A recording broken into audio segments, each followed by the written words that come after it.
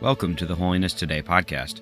In this archives episode, listen to Lecture 18 on the Doctrine of Atonement, given by Mildred Bangs Wynkoop at Nazarene Theological Seminary in the fall of 1979.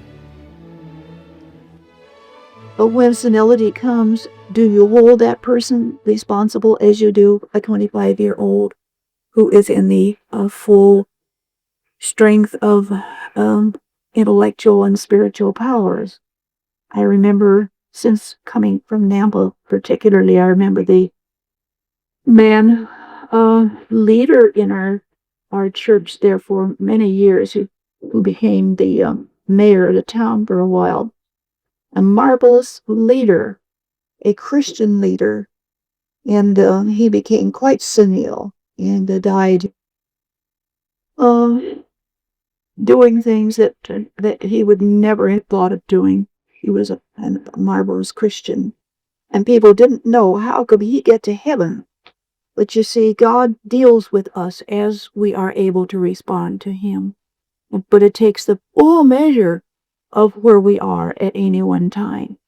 You take a child of 7 or 10 or 12, and you can't make a person of 25 or 30 out of him suddenly, and require the same kind of understandings. And so it is a full measure of what we are able to be at any one time. And with this in mind, Dan, I would like to talk a little bit about this personness that we bring to God and the responsibility under terms of atonement. I think, did I tell you about the article, Me? I guess it was in Nampa.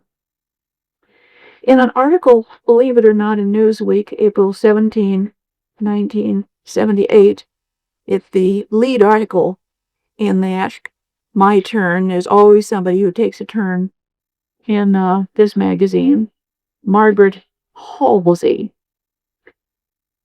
And she has done a superb job, I think, of describing us as we have needs for atonement. She talks about the me generation that we have here. You'll see how this all fits into what I'm after here. Today's young adults have what she calls the me generation. And I think I can do it better if I just read it to you, just excerpts from it. The false idea is that inside every human being, there is a glorious, talented, and overwhelmingly attractive personality. So we're always hunting for this me. You know the song, I gotta be me, I gotta be me. You know that one? Or is that too old, please? No. So for a while, there was just a forgetting about being courteous, cooperative, considerate. Just pushing that all aside so one would do exactly what one felt like doing. Just forget all this stuff about being nice to people, because you're trying to find that inner attractive me. But she says inside each of us is a mess of unruly, primitive impulses. And she describes this a little bit. But this gets into our advertising, and backing up the human potential industry is the advertising profession, which also encourages the idea of a wonderful inner me that will be unveiled to a suddenly respectful world upon a purchase of this or that commodity. If you get the right car, or if you use the right toothpaste, smoke the right cigarette, suddenly this wonderful me come out. But she said that an individual does not exist in a vacuum. We're in a world of relationships. And the self and self-awareness seems to cause many new narcissists and members of the me generation a lot of trouble. You know what I mean by the narcissist? Who is it? Narcissus.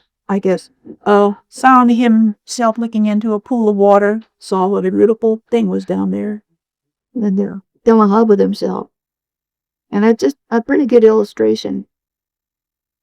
We hear about the search for identity and a kind of distress called an identity crisis. I don't know who I am. But she said we do know who we are. We just don't like what we find. What people really mean is that they are not satisfied with who they are. So they turn their backs on their honest knowledge of themselves, which with patience and courage could start them on the road to genuine development, and embark on a quest for the will-o'-the-wisp called identity. I think we wouldn't believe that we could take that step quite so soon, but at least there's a very fine analysis here. The search for identity is predestined to fail. Identity is not found, it is built. It is built in the myriad choices, small and large, which we make.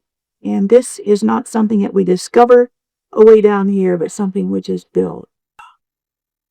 The self of the inner, the myriad choices, the fatal weakness of the currently fashionable approach to personality is that the self of inner wonderfulness is static. Being perfect, it does not need to change. So that once you discover this supposed wonderfulness within yourself, you can just go off and live it up, because to can't change is so wonderful that you just there's no need for discipline. The self is not a handsome god or goddess waiting coyly to be revealed. On the contrary, its complexity, confusion, and mystery have proved so difficult that throughout the ages, men and women have talked about losing themselves. They want to lose themselves in something. And this has given rise, I am just pretty sure, of that whole theology which says that we are to kill self, death of self, by contrast, instead of the way that Jesus talked to us about it. The current glorification of self-love will turn out in the end to be a no-win proposition, because in questions of personality or identity, what counts is not who you are, but what you do. We find, and then she quotes, by their fruits you shall know them, and by their fruits they shall know themselves. Their theology fails. There is some there, but I think the idea is very appropriate to understanding. Now, in contrast to this, and which is true to the gospel, I found in the Asbury Seminarian, that's from Asbury, the Asbury Seminarian Journal, July 71, an article by Tim Smith. And he tells us in three points what the goal of the gospel is. And it is much more optimistic, and yet it does not fall back into the failure that this woman has described. First, the Wesleyan position teaches that a discovery, not a rejection of the self, is the first work of the gospel. This is as God is calling to us. There are 3 steps here. And this is that preliminary call, so that we find out who we are, because God is dealing with us. Where He does not ask us to reject ourselves, but He is discovering us, so that penitence brings not destructive, but saving identity. So in penitence, in being repentant, we are turning against this me philosophy, bringing us by God's grace not to our destruction, but to the saving of ourselves. Because God wants something, as we noted here in Charles Wesley's hymn, that which has come to grace, God is asking us to return, and it needs to be a whole thing. Secondly, he talks about forgiveness. Divine forgiveness and our choice to trust in God's love enables us to recover possession of our true selves. I like the way he has expressed this. You would have to read his what he has said about it, which we don't have time to do right now. I'll repeat it. The experience of the divine forgiveness and our choice to trust in God's love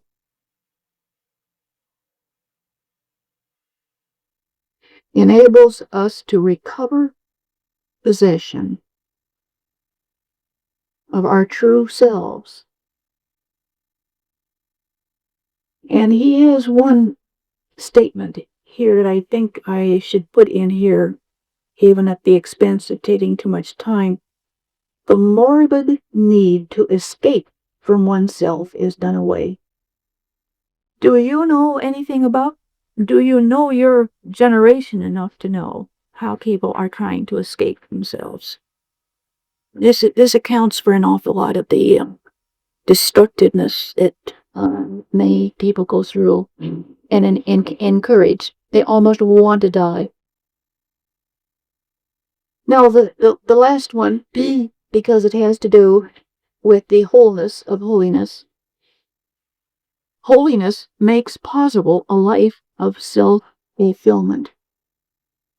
Makes possible a life of self-fulfillment. And this makes possible this statement: man, made in God's image, is of infinite worth.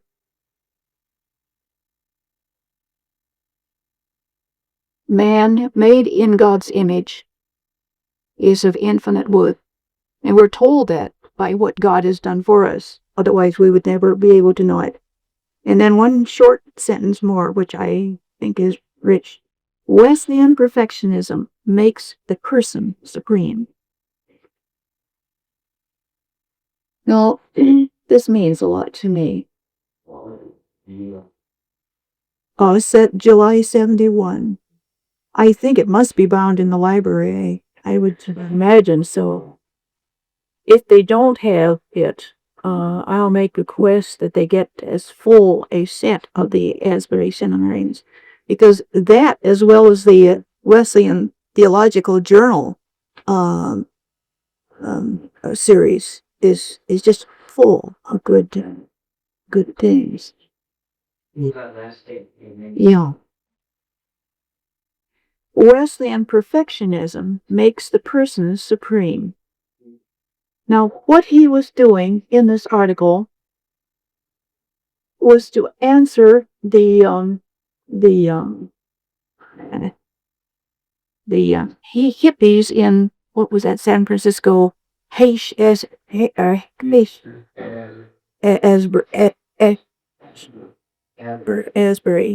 Am I saying it Asbury?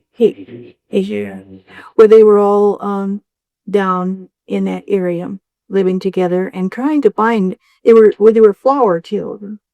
They would give anything. They would give whatever had been given to them or whatever they defined, share it with everybody else, even to their own loss. There were some things about those young people that was noble, and not finding what they were looking for, they have become very disillusioned. And so he was trying to give an answer. The Christian religion and what it stands for truly is what you are looking for. And it's a beautiful article. Now, I'd like to list, and we can get started on this. No, I do have 10 minutes here. I want to go into the cult, the cult problem just enough. I can't do very much, but because it tells us something about what to expect in Christianity as over against the other ways of trying to solve our problems. The Gothard way being one. And I think the Gothard way certainly is one of the highest in all of these, because he does attempt very much to be Christian. But because he hasn't taken everything into consideration, there have been problems there. But I'd like to give you a list of the characteristics of cults,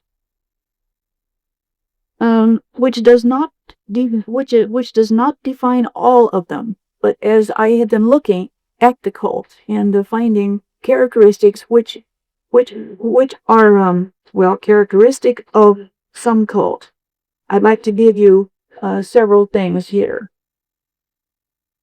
that are not very well organized, and we certainly cannot do.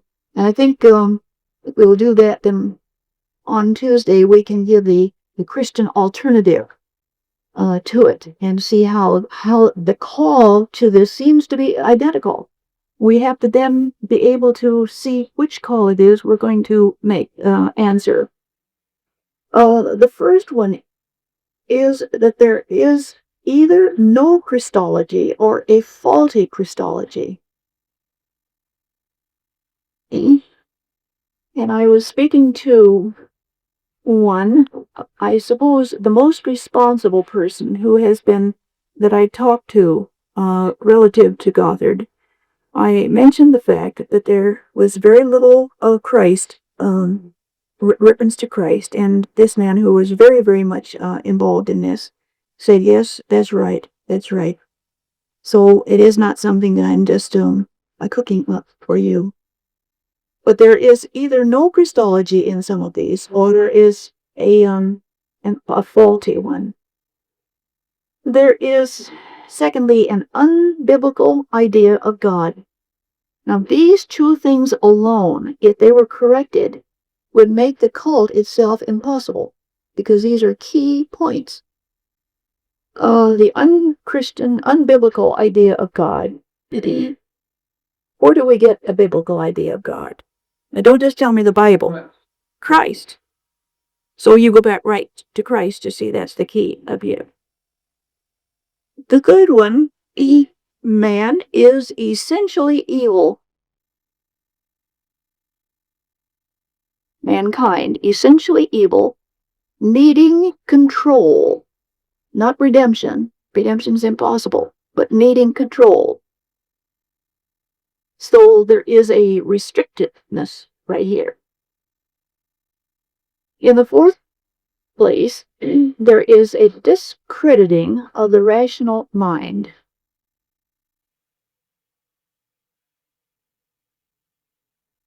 I think I mentioned, maybe, I know I did do another class, but there are some interpretations of spiritual gifts that discredit the rational mind and anything natural as being unredeemable as such, so that God could not possibly use the rational mind, nor could he use the natural talents.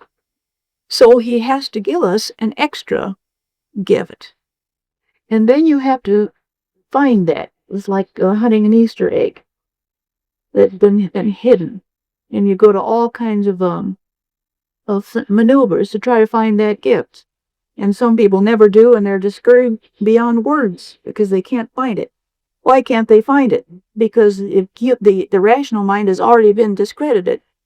How can you judge whether a thing is supernatural when you cut off the only thing you can judge by?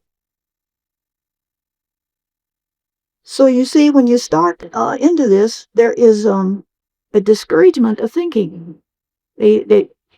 No cult can stand argument. Fifth, there is an ontological distinction between races, sexes, cultures, and so forth. And we can work on that. That could get it. 6. Am I going too fast? or where shall I back up now? Ontological distinction, and that further than that, between races and sexes and cultures and so forth. In other words, certain colors are more valuable than other colors. Certain sexes have more on the ball than the others. Cultures are different. The sixth one then is a distrust of the church. And that's the reason they're formulating themselves. The church has failed. In some cases, the church is sinful, and therefore we should get as far away from it as possible. But it certainly is a distrust of the church. The church does not satisfy. Therefore, it really doesn't matter whether you are in it or not. 7, there is a tendency, very strong tendency, toward elitism and retreatism. Elitism, being a little higher on a social scale. And retreatism, running away from the world and having a big meeting and listening to the listening to the propaganda over and over and over again. We're a little bit better than anybody else. We can't mix with the world too much. And the next one in the 7th point, is divisiveness. They divide. This is not a tendency toward any unity of the body of Christ. 8, there is either a distrust of theology or there is apparently no theology. It is just the leader who declares what is true.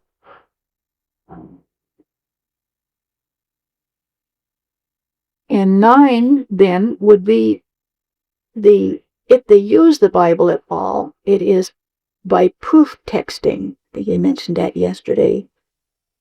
That is, just drawing bits of scripture completely out of context and putting it together. And this, of course, issues in private interpretation. You can get any kind of a doctrine that you want if you just do it this way. You don't have to go to all the trouble of going to seminary and learning how to do exegesis. Because exegesis is somehow disturbing to this system. The 10th one is a one-person leader who cannot share with another, forbids questioning. You never have open forum questions or challenges, and this one person demands absolute obedience. You surrender to a person. You do not surrender to God. You surrender to a person.